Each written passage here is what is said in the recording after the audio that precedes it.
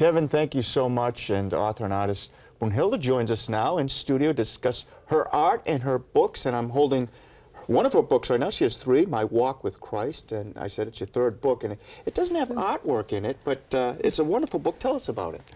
Okay. I tell you, this is My Walk with Christ, the Spiritual Journey. And this is actually the 2nd edition. And I'm going to read you a little bit about the book, because it's, do you love me most? Yes, Lord, I love you most. Throughout my life, the Lord was the most important thing in my life. And I learned very early in my life to just listen to that inner voice, to the point where everybody said, oh, you're just a dreamer. But I felt like I had constant conversations with the Lord, and he was just there. Anything I needed him, he just guided me and directed me. And he said, I'm with you always. Remember, I'm always with you. So I just listened to that voice and lived my life accordingly. Doesn't mean never made mistakes. Sometimes we don't listen.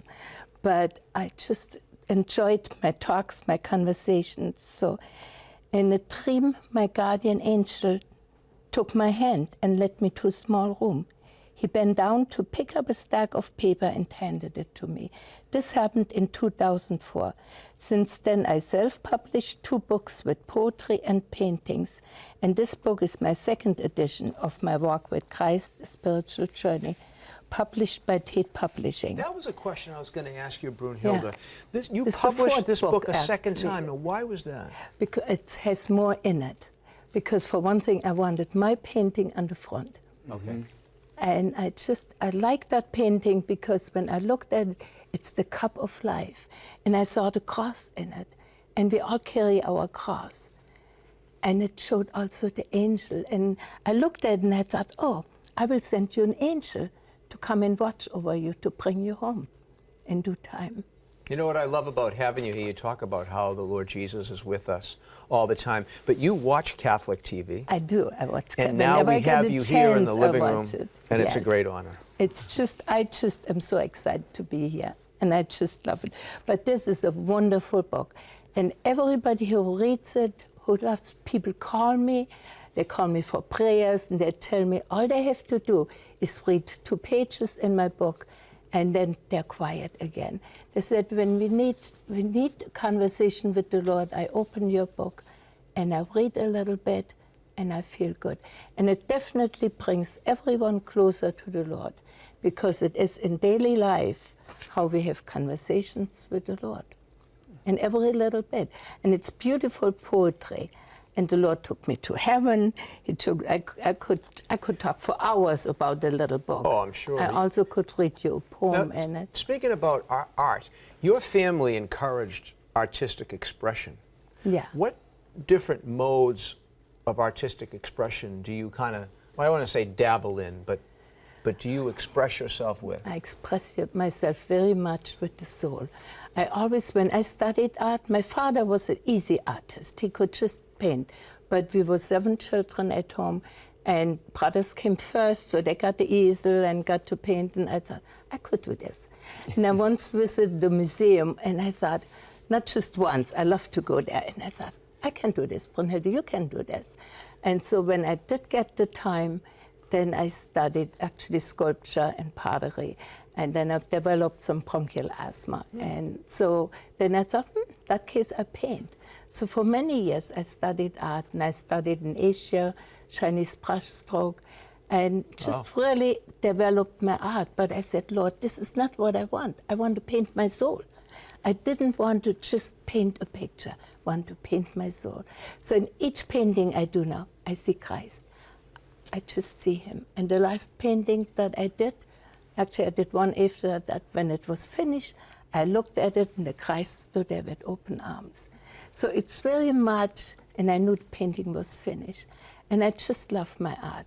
So it's hanging all around my house. There were times I sold art and I had it in the store, but it just costs too much effort, and the family comes first. So I still sell art, but mostly I sell chickly prints because I love my art and I think it's my children's Sure. And it's yours. inheritance. It's mine. It's yours. And I go through the house and I just feel the Lord is speaking to me all day long. So what inspired That's just- you? What inspired you to write the book? What was the Right. moment you said, "I'm going to write this book"? That's when my guardian angel, literally in a dream, I had many visions and dreams throughout my life. And my guardian angel literally took me to a small room, handed me a big stack of paper, and gave it to me. Then I thought, I guess the Lord wants me to write it. And that's when I started to write my first book. And then the second one was just beautiful big book with paintings and art. And then I wrote this one without the stories. And I added as my life went on. And I have some wonderful stories. And one I would love to tell you about.